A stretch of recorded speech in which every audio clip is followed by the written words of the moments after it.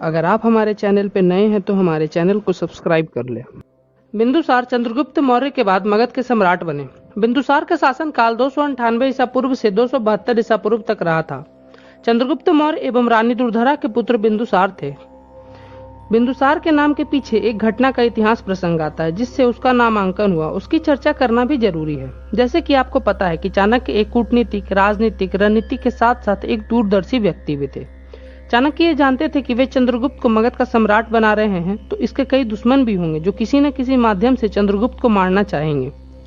उस समय में भी विष कन्या का अच्छा बोलबाला था जिसके सौंदर्य पर आकर्षित होकर लोग अपनी जान भी दे देते थे। दूसरा माध्यम था कि खाने में जहर देकर भी मारा जा सकता था।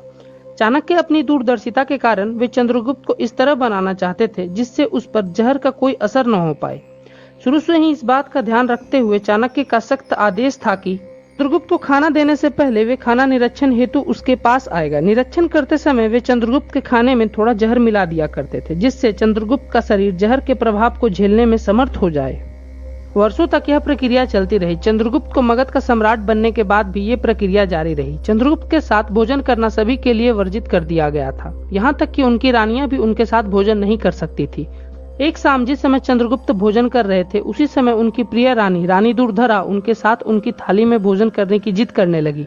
चंद्रगुप्त ने कहा कि आचार्य चाणक्य के निर्देश की अवहेलना होगी, परंतु रानी की जिद के आगे चंद्रगुप्त विवश हो गए। उनकी गर्भ में राजकुमार पल रहा था जो कुछ दिनों बाद आने वाला था।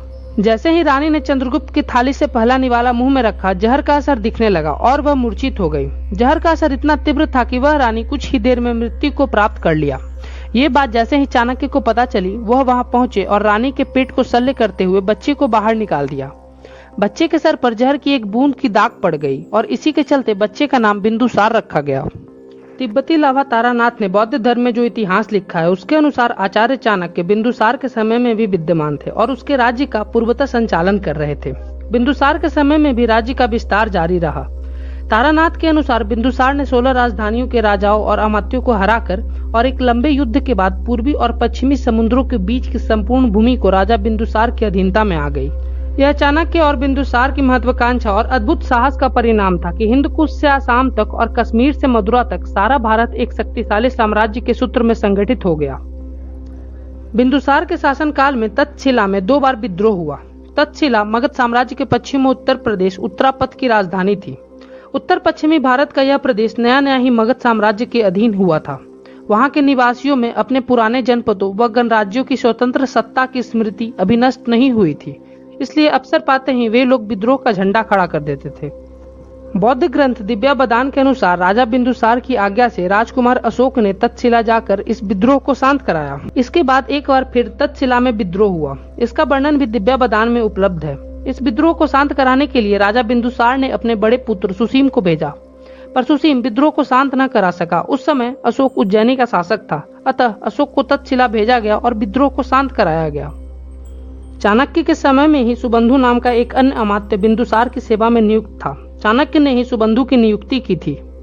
बिंदुसार की 16 रानियां थी और 100 पुत्र थे, जिसमें सुसीम ज्येष्ठ पुत्र था। सुसीम की माता का नाम चारुमती था और अशोक की माता का नाम सुभद्रांगी था।